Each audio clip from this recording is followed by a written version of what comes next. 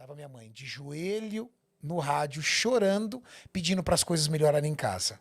Como é que você vai falar para sua mãe? É. Ó, mãe, estão rindo da minha cara porque a minha calça tá rasgada. Fizeram hoje piada com a minha calça. E quando eles rasgavam minha camiseta? E você tinha que Catava a falar o gola, quê? rasga a camiseta.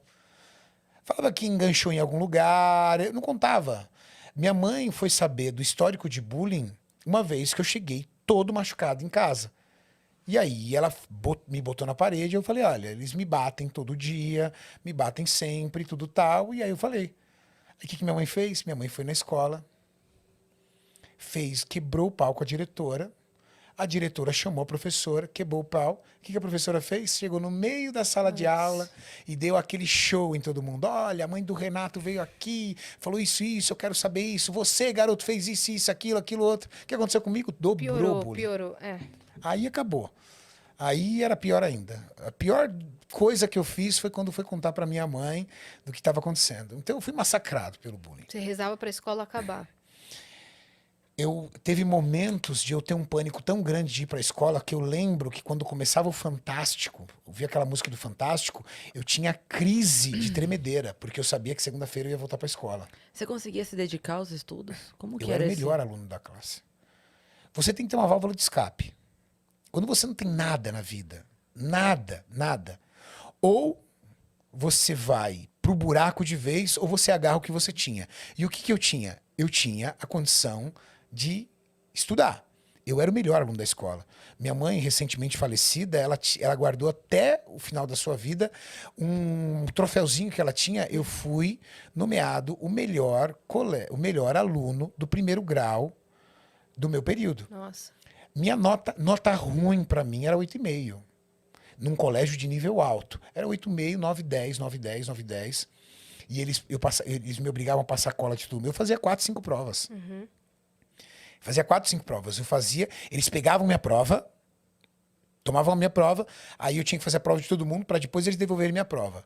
Se a professora me pegasse fazendo prova deles, surra em mim. Se eu, entendeu, não concordasse, surra. E é muito louco o bullying, cara. Quantos amigos seus, colegas seus, da quarta série, você lembra o nome e sobrenome? Vários. Vários? Vários. Eu consigo lembrar de todos os que faziam isso comigo. Todos. Nome e sobrenome. Esses dias eu tava pesquisando, eu fui procurar no Instagram. Como é que eles estão, né? É. Mas aconteceu uma vez isso comigo. Uma vez foi muito interessante. Eu encontrei um deles. Foi muito legal, eu Como é que encontrei um foi? deles. Se passaram muitos anos e aí eu já Muitos tava anos assim, décadas? Ou não... décadas. Tá. Eu já tinha ali quase meus 30 anos de idade e a minha vida já estava super consolidada. Eu fui tendo fases na minha vida. E essas fases foram mudando. E é muito interessante. Já assistiu aquele filme com Will Smith, A Procura da Felicidade? Já. Aham. Lindo esse Eu filme. me vi muitas vezes naquele vídeo em cima da minha face. Eu poderia dar títulos para períodos da minha vida. Então eu tive um período onde eu estava estudando na casa dos meus 18, 19 anos de idade, que eu tinha 70 cheques sem fundos. Aí, isso com 18, 19 anos de idade. Com 26 anos de idade, eu já tinha meu primeiro milhão guardado, naquela época. E com 30 anos de idade, eu me tornei sócio da fábrica que eu trabalho hoje. Então eu tive uma escalada muito rápida e muito grande. E com meus 26, 27 anos de idade, eu já estava super consolidado, tinha várias empresas, estava super bem. Eu estava montando uma loja de suplementos na zona sul de São Paulo, na região ali de Interlagos, e eu precisava comprar algumas TVs para espalhar na loja.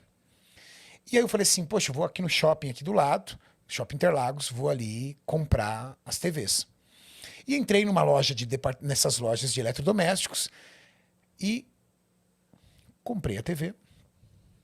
Quando eu fui retirar a TV, quando eu fui Pra levar pro negociar a carro. TV, tudo tal, quem era o funcionário da loja? Um dos caras. Você reconheceu na hora. Eu, na hora, ele não reconheceu. Falei assim, fulano de tal, é você? Sou eu mesmo. Você não lembra? Não lembra de mim? Renato. Ele, não, Renato. É. E assim, eu tinha N apelidos na escola, né? E um dos apelidos que eles me colocaram era Camarão, porque eu era muito vermelho. Entendeu? Eu era muito branquinho, muito vermelho, né? Eu falei, senhor Renato, aquele camarão, tudo tal, né? Aí ele, putz, cara, como é que você tá? Tudo bem? Eu falei, tudo bom, tudo bem. Aí conversei com ele e tudo. E aí, na hora, me deu uma vontade absurda de chegar pra ele e falar assim, caramba, hein, cara? Que destino. Mas aí eu me segurei. Mas o trabalho dele é digno. Ele estava num trabalho digno, ele estava fazendo. Mas eu tive uma sensação de vitória. Por quê? Porque eu falei assim, peraí, aquele garoto, aquele gordinho lá atrás, que sofreu tudo que ele sofreu, ele venceu. Aquele menino que me batia, que arrancava às vezes minha calça na frente de todo mundo, que rasgava minha roupa, que tirava um sarro da minha cara, hoje ele me serviu, ele me atendeu.